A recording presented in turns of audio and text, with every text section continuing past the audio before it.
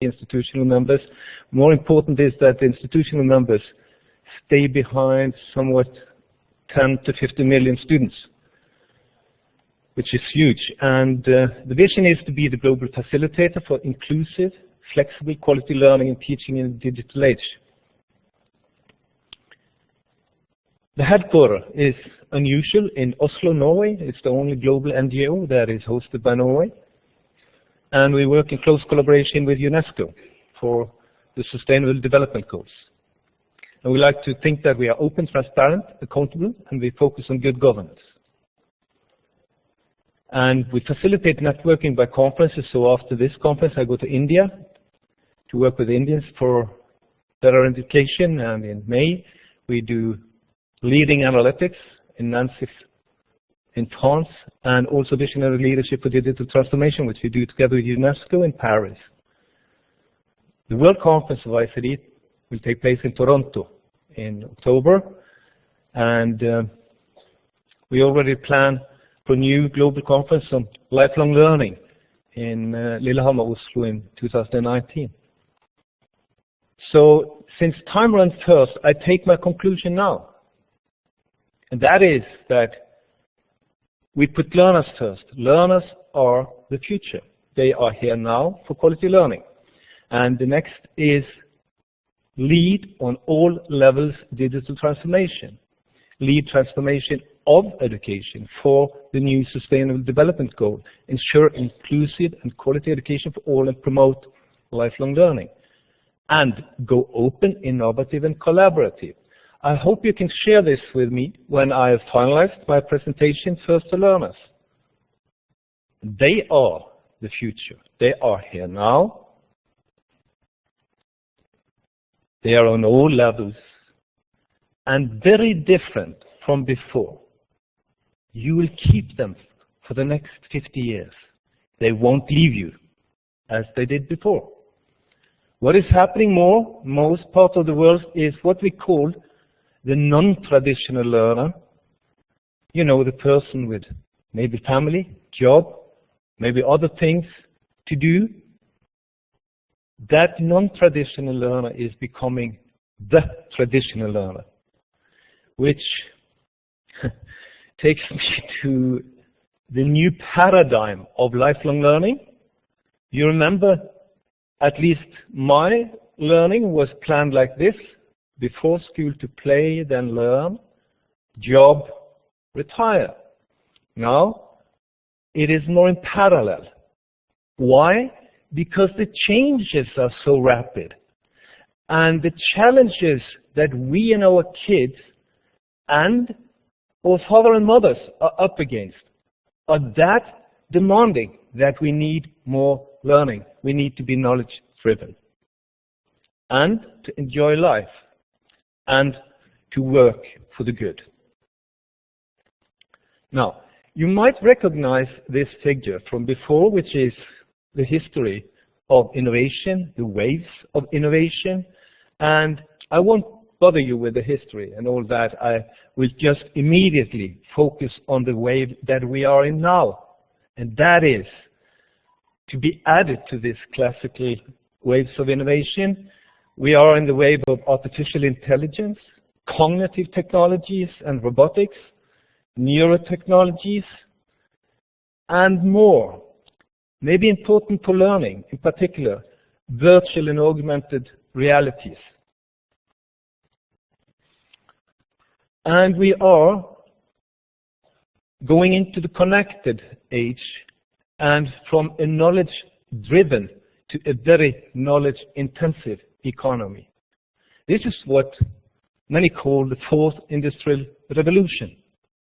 Now, if you need data for this, this shows, for example, the very rapid development of investments in the edtech industry. And the numbers from 2015 to this year, it's a tremendous increase from $166 billion to 255. These are only indicators and not necessarily precise numbers. But also for cognitive technologies, you've probably all heard about Pepper and Watson. That's robotics from IBM that could diagnose a complex leukemia situation by a patient that Japanese medicals could not diagnose. And the robot could do it in 10 minutes, what the doctors could not do in 3 months. And many see this as the new damp machine for the time that we are entering now. Here are data that are showing the investments in artificial intelligence, cognitive technologies. It's also rapidly increasing, but not necessarily that rapid one should believe. So based on an analysis from World Economic Forum, is that right now artificial intelligence is not nearly as smart as people would like it to be. And that same group of experts identify dangers. There are 12 emerging technologies in need of better governance. And you probably are aware of that by yourself, observing a number of series in television and good public information. And here are those 12. And those that are in particular important for education, I have marked by a cross, so you can read them yourself.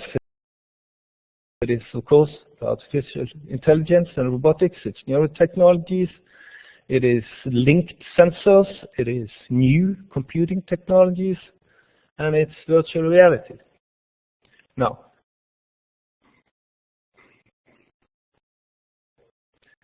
brief history. 15 years ago or so, I was in the European Commission and observing the development of the internet. A few years later, I was in the Foreign Ministry representing Norway in the European area in Brussels on science and technology. And at the dinners the ambassador held, I used to have a short speak. And what did I talk about? I talked about the convergence between IT,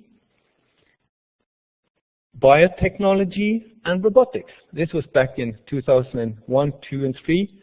And I would take this story. Now, if you went into a car accident, would you like to have your totally broken arm replaced by artificial? And most people would say, yes, I would like that, please.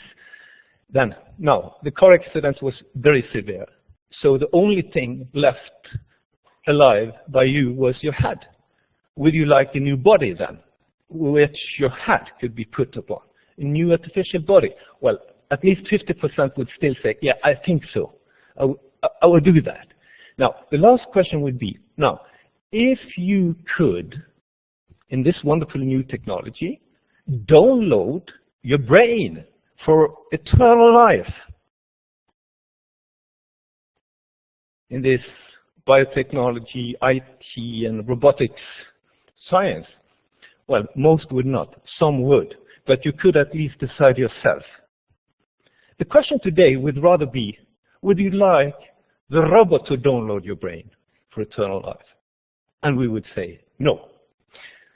So that takes me to the question, who opened this box?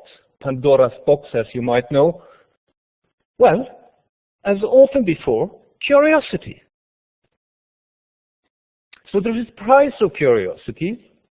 And it takes me to the first 3 observations of this talk, that first, we can observe that digitalization is penetrating everything.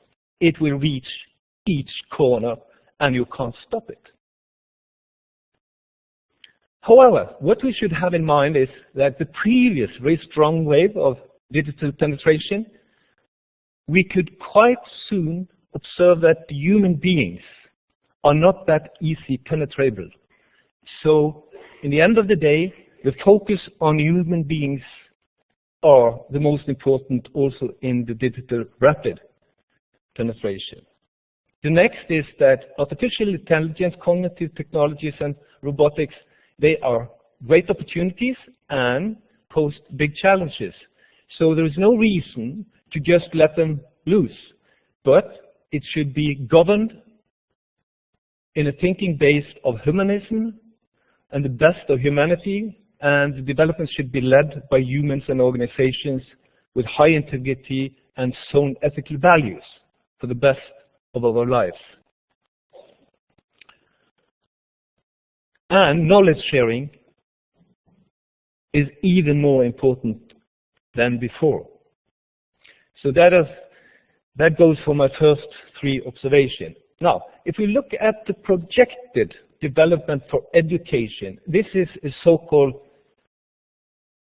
medium projection, and you will see that our children, the very, very small one, they will maybe experience a world where most of people at least has post-secondary education, and where those without education almost have disappeared. An optimistic projection, probably. Now, here we are. What about higher education? What we can observe there is even much more dramatic than what I showed you, because the expansion goes very fast. From 2000 to more than doubling, 15 years after, we are now in the era of massification. And the projection is more than 435 million. But on top of that, we have seen an enormous need for informal and non-formal education. For example, by the MOOCs, massive open and online courses. So the 435 is formal education for diplomas and degrees. This can only be done, it is only possible, facilitated by technology and flexible learning.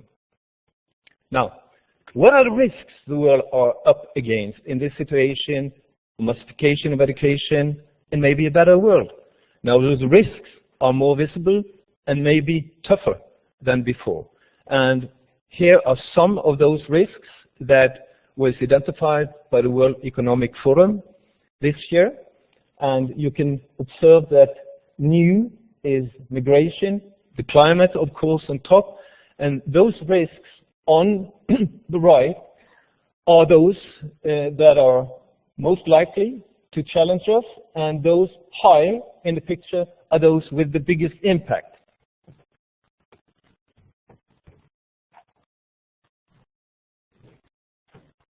So, large-scale migration, failure of climate change, interstate conflict, profound social instability are some of those challenges.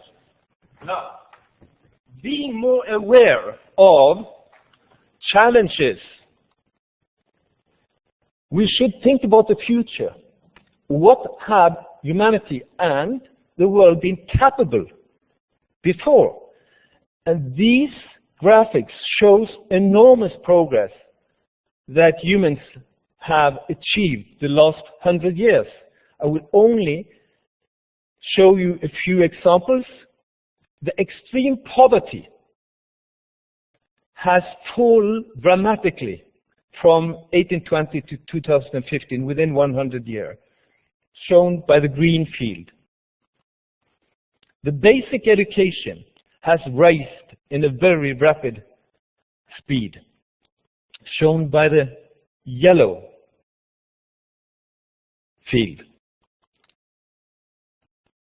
And literacy has dramatically increased. Even we should like to see a much better speed than even this. So the situation in the world, the challenges that are posted towards us and our children, the history we have, they all call for action for humanity. And that is the background for the new Sustainable Development Goals that our Prime Ministers and Heads of States adopted in September 2015. These are the 17 goals that we need to achieve to develop the world in a sustainable way, and the educational goal for quality education is number 4. However, education is extremely important for several other goals, like good health, as we have besides us here, and also, you know, for economic growth, of course, of competitiveness, like the business we do conference together with, and also for consumption, and of course, climate actions. Now, this table, which I will not go into details, lists the connection between education and all 17 Sustainable Development Goals. So education is like the lifeblood for Sustainable Development Goals. The main principles these goals build on when it comes to education is that education is a fundamental human right, and that education is a public good where we can hold our governments accountable, and gender equality is linked to the right to education for all. Now, for the theme today, we have the framework for action, which is a part of the action plan to achieve the sustainability goal 4. And here you can see that online, flexible, open learning is a key for tertiary education. So if someone in your country or in your neighbor's country say that, well, I don't think it is a good idea to do open or online or distance education, you can refer to that goal and its framework for action, which is governing the actions around the world. So wouldn't your country, your government take part in that? I think they should. They are also, in a way, committed to do that. But some don't know. Now, with these very ambitious goals, where are we today? And in the recently published report last year in autumn, we get not that good news. Namely, as you can see here, the goals, the deadline is Education 2030, and for many parts of the world, we will not accomplish our mission. The governments are out of line. They are not on. For example,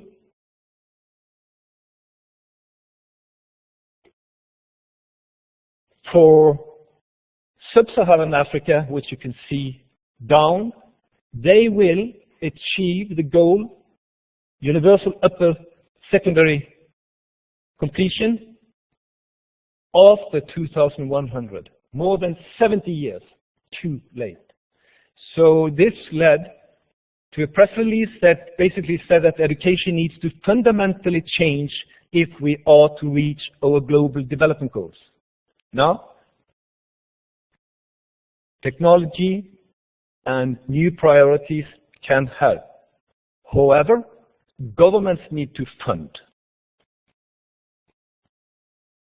Let us see what are the trends when it comes to digitalization of higher education. Well, first, just to take note of that, we know there are some global trends, mega trends, that are also affecting education, here mentioned as globalization, technology, and demographics. Very important. Now, but there are more specifics observed by ICDE, at least, when we analyzed the next year's work. And we identified 8 important trends, and I will showcase 2 of them. So these are the 8. One, that open and distance learning now go mainstream, online, blended, open, flexible, and technology-enhanced learning. Digital transformation is challenging the relevance of all educational institutions in the world. New methodologies like OER, open education resources, and massive open online courses are fueling innovation. New methodologies like learning analytics, big data, and new online education systems, they enable a shift to a more adapted and personalized learning. However, education is also on the brink of a revolution, which are caused by the convergence of research, in education, in cognitive psychology and neuroscience, which all will influence education. But it is also a lack of resources or a lack of understanding, in particular among politicians, of the concept of online, open and flexible education. And in some parts of the world, this is a threat towards scale-up education, and therefore also a threat towards the Sustainable Development Goal. The connection between employment and education is a hot topic in all regions of the world, and lifelong learning is becoming more important and mainstream, and quality on the top. Now, so as observed, the big picture is that online, open and flexible education is increasing all over the world, and that is not the MOOCs. It's not the MOOCs. MOOCs is mostly informal, non-formal. It is formal education here. As an example from the US, steady increasing year by year. At the same time, we can see that the status of MOOC offerings is more or less as already estimated back in 2012, and in the US it seems not to increase above that. And also for the MOOCs, judged by completion rates, MOOCs do not spread benefits equitable across global regions. Rather, they reflect prevailing educational disparities between nations. And this is from just newly published article in Science, based on huge amounts of data. And why I'm saying all this? I say this because many of our politicians are badly influenced by the idea that MOOCs can save the world. And I need to tell them that is not the case, at least not the case now. However, new methodologies for technology-enhanced learning, online learning, flexible learning, that is a good tool for formal quality education. But we are only seeing the beginning. We are in a new learning landscape. The second example is learning analytics, because we think that will be a great progress for all higher education. Enormous potential to improve the student's experience. Here is just an illustration of what you need for doing learning analytics. You need a technical infrastructure that can collect data both about the persons and also about their learning pattern, which means normally online systems. And then you can have visualizations tools and students' applications for more personalized follow-up. Estimate says that in a well-developed institution, it takes up to 2 years or more to develop learning analytics. Students seem to love learning analytics, at least those parts that are of their benefits.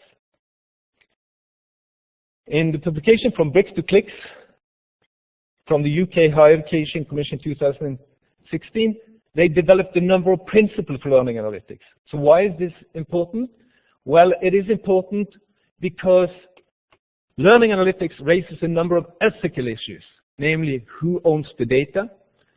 It is, are students happy with the use of data? Can you use the data to which purposes? For example, to determine the future learning of a person. Now, these are all important ethical issues that takes time to develop, so the recommendation is start with the ethics. Ethics first. And we also think that we need a global code of practice for learning analytics, and we will feed that into the UNESCO system during the next year. So what are the UNESCO systems initiative for higher education? Ongoing, they know the collaboration among the governments. That is, this year, regional conferences of quality assurance. Next year, in autumn, an international conference hosted in Paris, maybe up to 1,000 participants, on quality assurance in higher education. And they work on a global convention of recognition of qualifications among the world, and a global congress on higher education in 2020. This is the plan. ICD has a quality initiative as well. That is to establish a global quality network.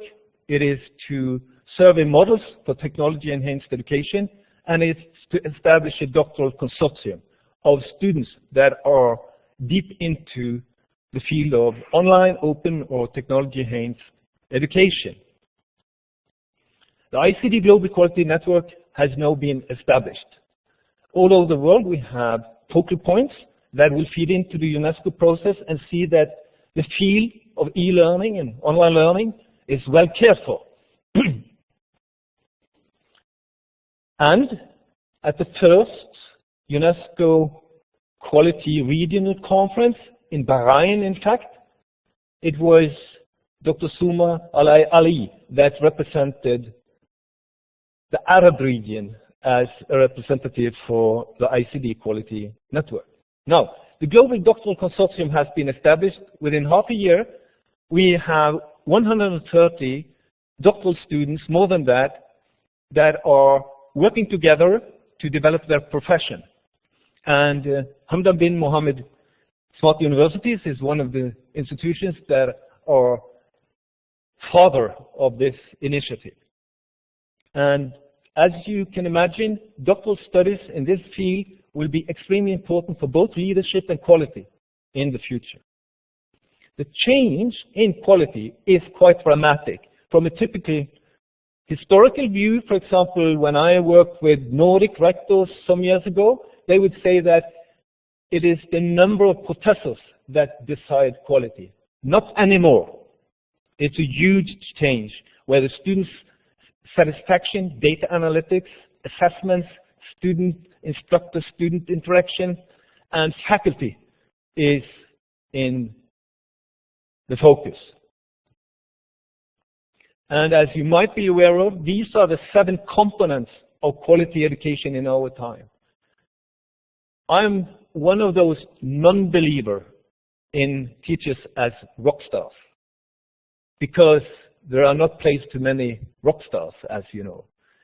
So I believe in all those hundreds of thousands, millions of teachers that will change the world through the quality education together with the learners.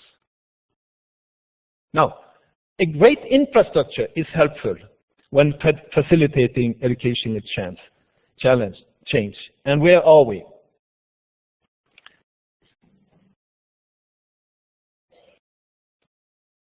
If you look at this map, you will see that Arab states, which is a wide area, is not very well off when it comes to the percentage of individuals that in fact are not using the internet.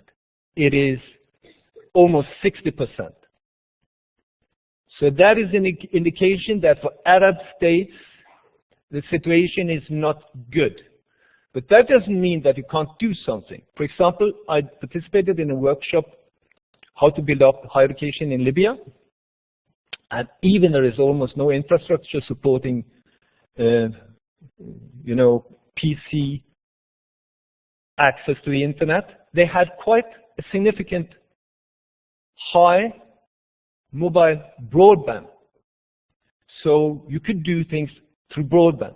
So what this poor rate tells me is that one has to be very careful when planning strategies for the future e-learning, online learning, technology-enhanced learning. And if you look at the capacity, it is still bad. The capacity is among the lowest in the world. That means the capacity of your internet. But as I quickly understood looking at Arab states, is that Arab states is not one thing. It is huge differences between the Arab states. And if you look here at the Middle East, where you also have quite many Arab states, you will see when it comes to internet penetration, the situation is quite good. If you look at, for example, going from Saudi Arabia up to the Emirates, Bahrain, and Qatar. The Emirates, Bahrain, and Qatar have penetration rates all above 90%, which is great. Also talking about the global penetration and in North. Now, a more important picture maybe, and this is a graphic that shows the speed of the internet, right? And you will see that on top of the speed, the capacity of the internet is South Korea, Norway, Hungary, Singapore, Australia, and the Netherlands, with huge capacities in average per second, right? And you will find the leading Arab state, in fact, the Emirates, about in the middle, with quite good, but significantly lower than the lead countries. However, more interesting, when we could observe quite high internet penetration rates for Arab states, at least in the Gulf, the picture is much more, I would say, diverse when it comes to the capacity. And you will see a number of countries here has not good capacity. Saudi Arabia, extremely low. Bahrain, that was high on penetration, low on capacity. Even Kuwait, Qatar, and Oman is not well off. The Emirates is almost on global average and is in the lead. So for me, having a history where I was director for education, research, technology, even health and employment, among Nordic countries, we have a collaboration for 30 years on internet capacity for education. So that is why the capacity in North Europe is among the leading in the world. So instead of each small country going to the bourse and buy capacity, the countries go together and get the best prices, the best capacity of the world. So my idea was, why don't the Gulf states put this on the agenda? Why don't you make your governments responsible for cooperation so you can have better, higher capacity to lower cost, quicker, so you can leap into what is necessary, as you will see. Now, if you look into this picture, which shows the capacity for the future digitalization, you will see that the countries are divided into 4 groups. It is the standouts, which are the lead countries in the world when it comes to digital capacity. It is the breakouts that are probably developing for the future, and it's the watch out. You have to follow them. They can be quickly into breakout, but they can also stall out, like many of the rich countries are challenged by. And you will find here that, again, the Emirates are very well positioned. As said, the future is now. I will quickly take you through what might happen based on this study, which was the knowledge future, what to do to reach good knowledge societies. And it led to that commissioner in Europe to take a position for open innovation, open science, and be open for the world. 3 principles important. An open knowledge system in Europe, flexibility and experimentation in innovation, and a cooperation among countries. You could imagine similar for the Gulf states or the Arab states. I don't know. But this is an interesting exercise. Now, what about the Sustainable Development Goals? What are their chances to deliver? If we use this analysis based on the European situation as an experiment, you will see that in the future, in 2030, we want to achieve the Sustainable Development Goals. And these are influenced by megatrends. And option A would be success, and option B, that the world misses out. We would love to see the green arrow, but it could go wrong. So what could help? This is for your self-studies later. What we need is mega policies for openness, for flexibility and innovation and collaboration. 3 key policies to support the success. I introduce this before I go to my conclusion. And I will, as a part of my conclusion, postulate that good teachers and rich content are the best factors that can open up for a great learning experience. Now what? A magic leap to the future, maybe, but this is what we are all up against or for.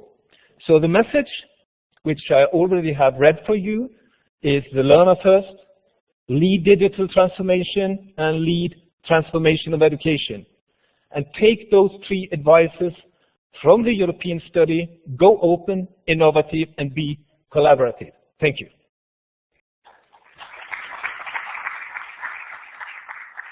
Thank you very much, Gard, for an extremely informative keynote. And Gard, if I can keep you there just for a couple of minutes, we're just opening the floor for questions and answers, hopefully. So this is an opportunity for, we've only got a couple of minutes, probably sort of 7 minutes. If you have any questions, please raise your hands, and one of our, please, Stephen.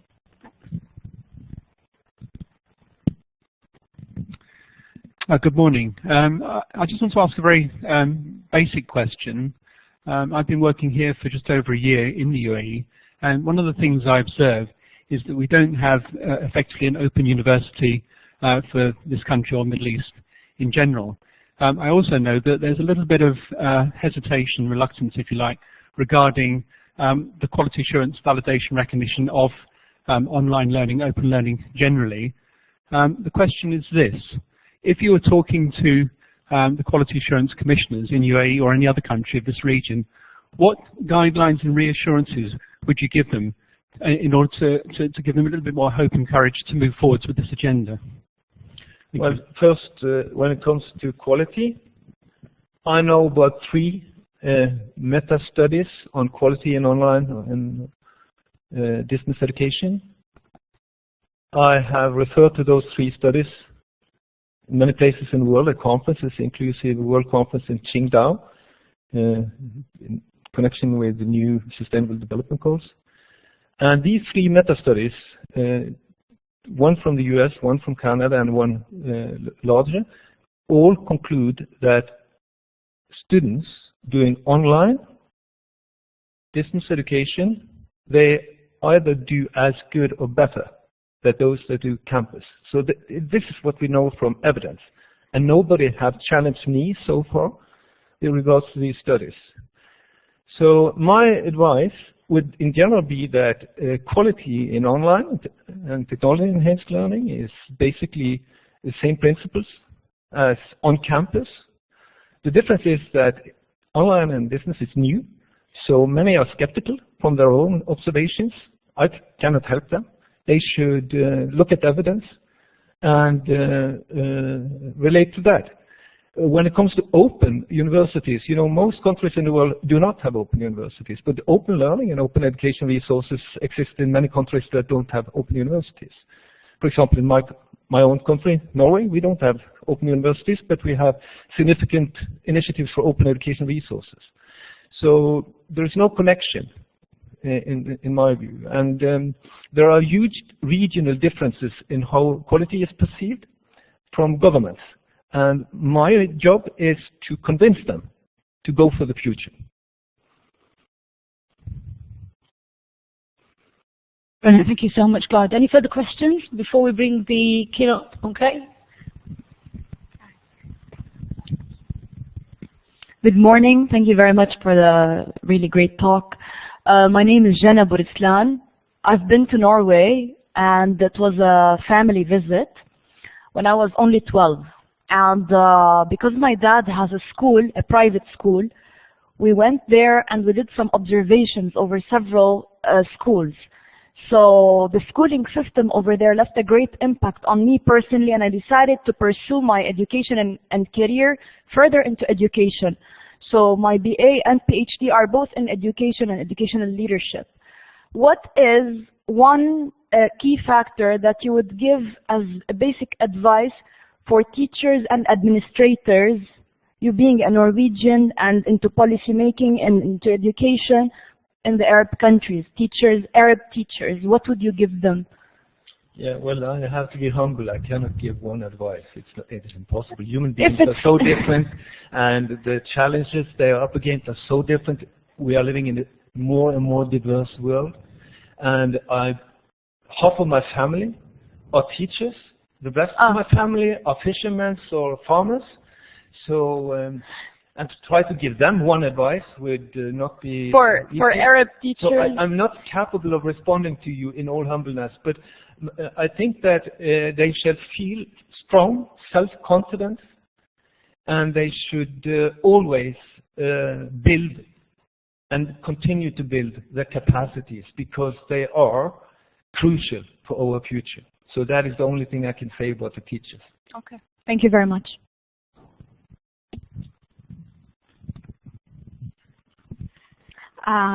Thank you, Gard, for this informative and impressive presentation. When we are talking about innovation in education, we are talking about research and applied research in education. So, as you know, that research in education like to take this for the future, like artificial intelligence, augmented reality, and etc., using sensors and etc. It requires a lot of money. It is quite expensive to do that. So, is there any initiatives that support research in education, especially from ICDE, that we can join, or to a lot of ideas everywhere regarding education, but how to fund this? Is there institutions or organizations to fund research in education to support that innovation? Thank you. Well, to be directly, what is invested in research in education, it is a shame. It is a shame for governments that they invest so meager, so little in the future. If you compare what is invested in research in education with, for example, research in energy, you would just, you wouldn't have word anymore. I've been a research counselor for many years, so I know these numbers. And that goes for the north of Europe. But it is the same all over. There are universities that are exceptions, that invest huge in innovation and in research in education, but that is because of institutional priorities. It's not because of the government. So if anyone from government asks me, I've been in government myself, I would say it's a shame. Have you done something with that the last week?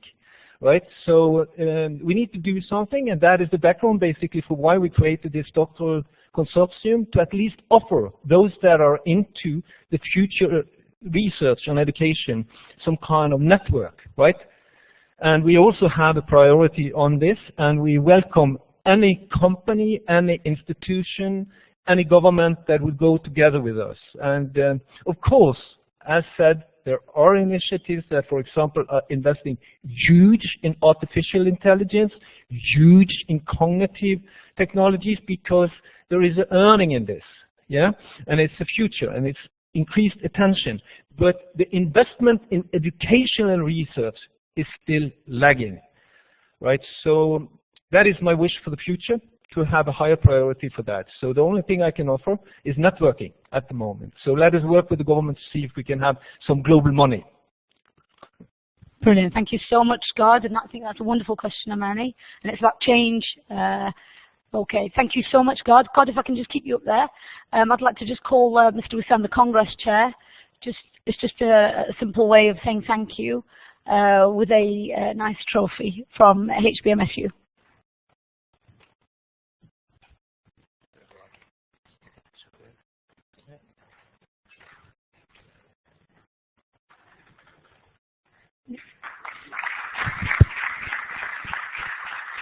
Thank you very much, Gard, and thank you so much, Mr. Wissam.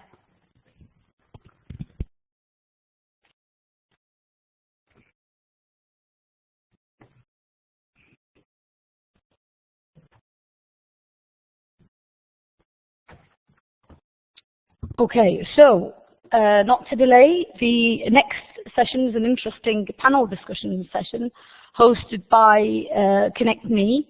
And the title of this panel discussion session is Making Change Happen, Innovation in Education. If I can call the panel members up with the moderator, please. Thank you.